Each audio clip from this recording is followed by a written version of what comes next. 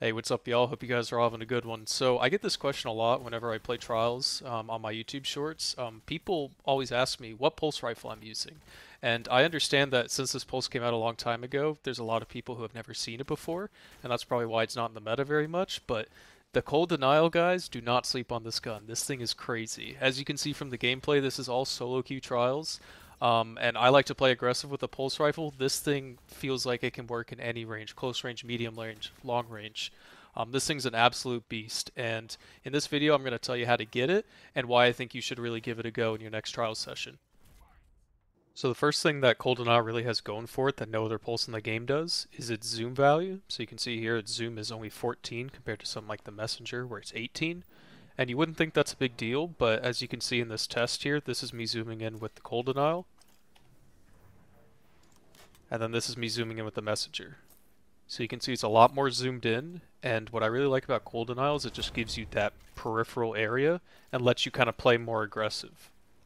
So another thing I really like about the Cold Denial is its recoil pattern, and this could just be down to the barrel perks I have and stuff as well, but a reason why I don't like the Messenger is you can see whenever I aim down sights, kind of the recoil pattern is up and to the right a little bit, compared to the Cold Denial, which is the opposite, and it's more up to the left. So the muscle memories are slightly different. However, if you look at a Guardian here, whenever you aim down sights, the players leans to their right and your left.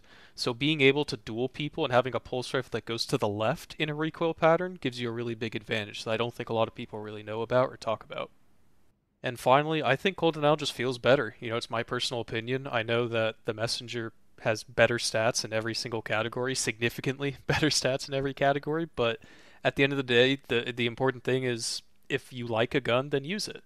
You know, it might be worse on paper, but there's so many intangibles in this game that we don't know about, and I can just say that Cold Denial just feels great. And I feel like I can compete with any other pulse rifle, even if they do have better stats. And this is definitely a gun that if you do want to farm for it, or if you get one, that you should at least try out before you dismantle it, because the stats might not look good, but this thing is a killer in PvP.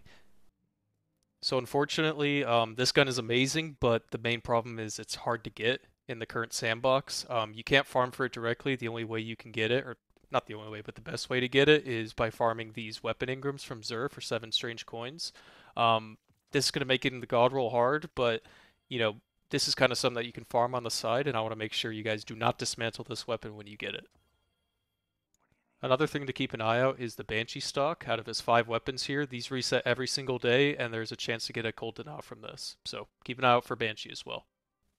When looking at what I think the God roll is for Cold Denial, this is the roll that I have, and I think mine is pretty close to God roll, arguably God roll in my opinion.